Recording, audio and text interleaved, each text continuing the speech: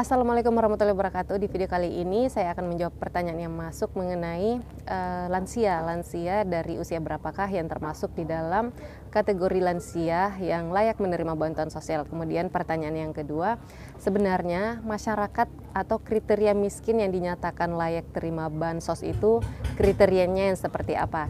Tapi sebelumnya mohon maaf apabila ada distraksi suara dari luar karena saat ini saya berada di lokasi wilayah kerja saya, wilayah dampingan saya kebetulan wilayah akses. Jadi tempatnya itu seperti ini. Kebanyakan nelayan di wilayah dampingan saya, dan ketika saya turun ke lokasi untuk melaksanakan pekerjaan saya seperti P2K2 atau pemutakhiran data dan lain sebagainya, saya biasanya bermalam atau nginap di lokasi tersebut karena keterbatasan akses atau keterbatasan transportasi. Karena di sini itu tidak ada transportasi umum sehingga harus menunggu transportasi masyarakat kemudian numpang gitu ya. Dengan transportasi pribadi masyarakat atau warga yang ada di sini baru bisa kembali ke tempat. Oke, langsung saja. Jadi kriteria lansia yang termasuk lansia atau dianggap sebagai komponen lansia yang layak menerima bantuan sosial versi Kemensos ya, karena kalau dari data-data daerah itu ada yang dinamakan pralansia. Pralansia itu usianya 50 tahun ke atas, itu sudah termasuk pralansia, dan biasanya data-data desa itu kalau yang termasuk pralansia dan sosial ekonominya layak terima biasanya juga sudah diberikan bantuan sosial sesuai dengan kebutuhannya.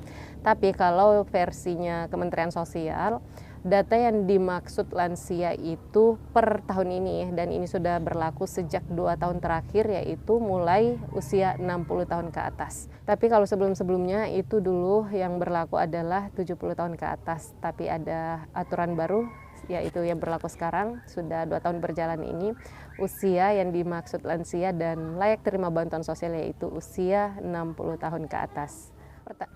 Nah, pertanyaan berikutnya mengenai sebenarnya kriteria miskin atau yang layak terima bansos itu yang seperti apa. Di sini saya akan jawab berdasarkan surat edaran kriteria fakir miskin dari Kementerian Sosial yang terbaru dan yang akan berlaku mulai tahun ini atau tahap 1 tahun 2023 ini.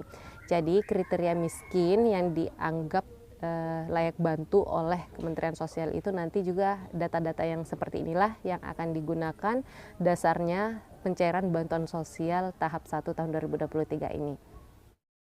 Jadi ini berdasarkan keputusan Menteri Sosial yang dituangkan ke dalam nomor surat 262/HUK/2022 yang diterbitkan pada tanggal 31 Desember tahun 2022.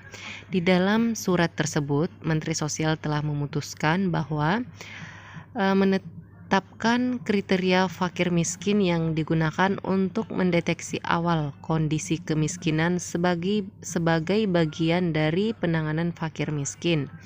Kemudian kriteria fakir miskin yang digunakan untuk mendeteksi awal sebagaimana dimaksud dalam diktum ke-1 yaitu KPM atau masyarakat yang tidak memiliki tempat berteduh atau tempat tinggal sehari-hari, alias tidak punya rumah atau belum punya rumah tempat tinggal sehari-hari.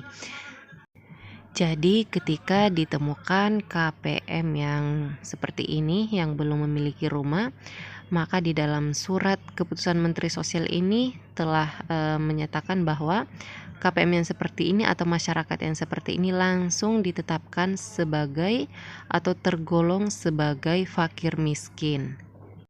Lalu bagaimana dengan masyarakat yang ngontrak atau rumah sehari-harinya itu bukan rumah sendiri tapi ngontrak atau numpang?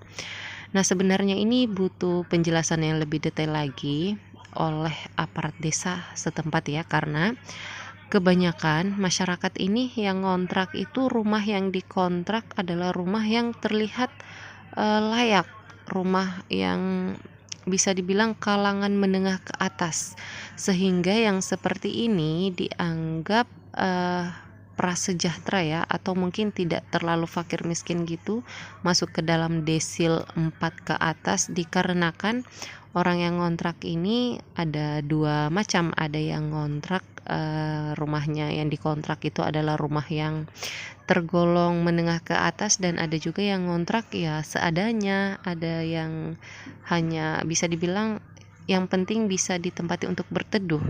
Nah, kalau yang seperti ini maka itu termasuk di dalam masyarakat yang tidak memiliki tempat tinggal dan langsung dikategorikan dengan masyarakat atau fakir miskin.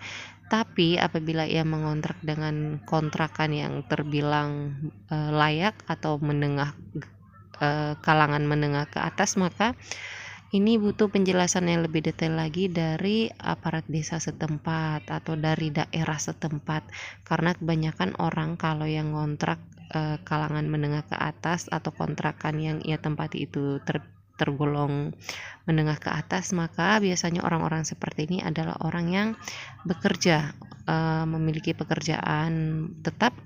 Kenapa ia ngontrak rumahnya yang terbilang mewah? Karena memang dia sanggup untuk membayar itu, hanya saja belum sanggup untuk membangun rumah sendiri. Sehingga jika kontrakan yang ia kontrak tergolong menengah ke atas, maka ia masih belum dikategorikan sebagai fakir miskin. Selanjutnya, ketika masyarakat tersebut ternyata memiliki rumah, maka akan ada hal lain atau pertimbangan lain yang akan dilakukan untuk dapat mengukur apakah masyarakat tersebut itu layak dikategorikan sebagai layak bantu atau fakir miskin.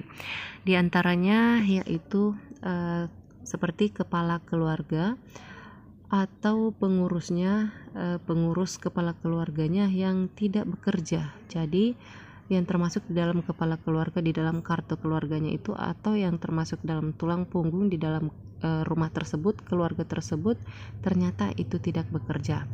Kemudian berikutnya, pernah khawatir tidak makan atau pernah tidak makan dalam setahun terakhir.